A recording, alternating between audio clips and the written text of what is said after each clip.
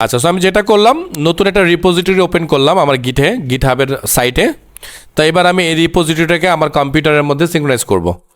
Synchronise করতে হলে আমরা যেটা জানি, যেহেতু অলরেডি আমাদের একটা এখানে সিঙ্ক্রোনাইজ করা আছে, আমরা আরেকটাকে চাচ্ছি। আমরা চাইলে 20, 25টা, 50টা, 100টা এরকম একই সাথে কানেক্ট করে কাজ করতে পারবো, কোনো সমস্যা নেই কিন্তু। ওকে, সো আমি যেটা করব, এই অ্যারোতে ক্লিক করব। ক্লিক করার পরে এখান থেকে আমরা অ্যাডে আসবো। অ্যাড থেকে দেখেন এখানে চলে আসছে ক্লোন রিপোজিটরি। সো আমরা ক্লোনে ক্লিক করলাম।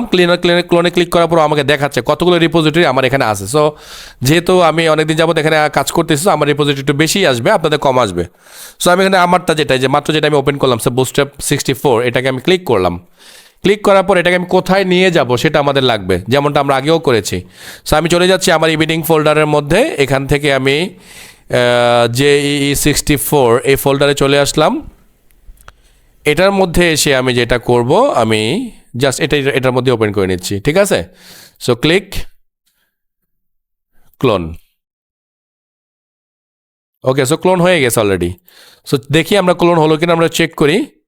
সো আমরা বলেছি কোথায়, এই 64-এর মধ্যে আমরা এই যে বুটস্ট্র্যাপ 64।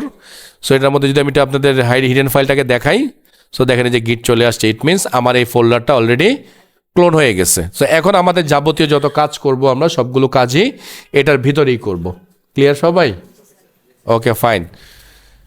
তো ওকে ফাইন, সো এটা ডান হয়ে যাক, এটার আর কোনো কাজ নেই আমাদের।